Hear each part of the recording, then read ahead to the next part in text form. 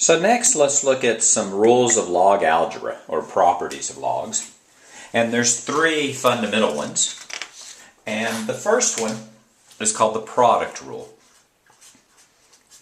And the product rule simply states if you have the log b of x times y, then you can separate multiplication into addition. So that's exactly the same as log bx plus log by.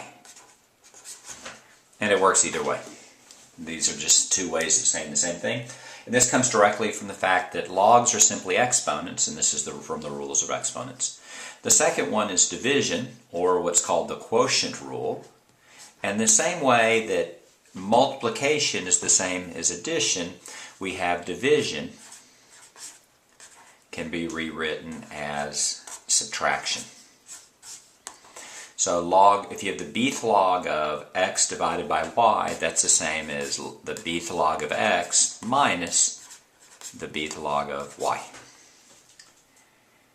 And the last one is called the power rule.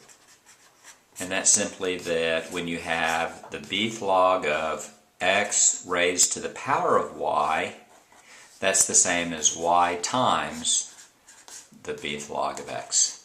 So you have a certain congruence here. Multiplication is like addition. Division is subtraction. Powers are multiplication. So let's do a quick example of each. First example, let's say you had the 7th log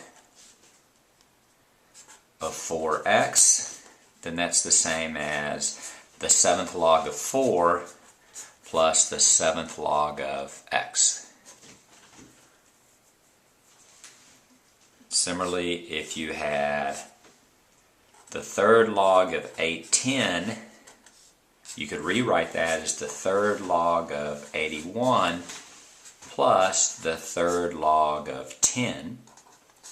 Why? Because 81 times 10 is 810. Why might you do that? Because the 3rd log of 81 is simply 4, so you could rewrite this as 4 plus the 3rd log of 10.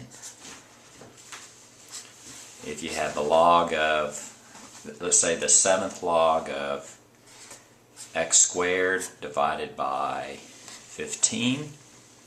Division is simply subtraction, so that's the 7th log of x squared minus the 7th log of 15.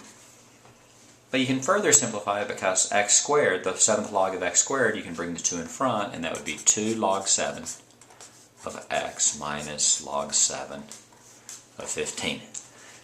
So there's examples of the three rules: the product rule, the quotient rule, and the power rule.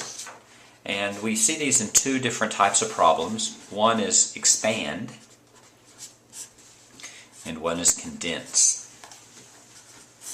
An expand problem would be example the 3rd log of 5x over y is equal to the 3rd log of 5x minus the 3rd log of y. 5 times x, you can break that into addition, so that's the 3rd log of 5 plus the 3rd log of x minus the 3rd log of y. If you notice, what we did is we took a log function and we expanded it, made a single log function, in this case, into 3 log functions. In other cases, you might be you might be asked to condense a log problem. An example might be the 6th log of x minus 2 log 6 of 5 plus log 6 of y. Just like you do in regular algebra, you have to pay attention to the parentheses, so do what's inside the parentheses first. So the 6th log of 5 plus the 6th log of y is the 6th log of 5y.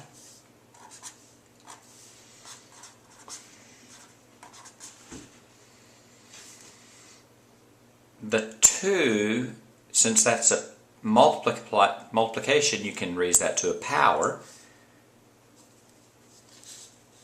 So that's the 6th log of x minus the 6th log of 5y squared. Now notice the 2 is in front of the entire expression, so 5y over all is squared. And then we need to just do one more step.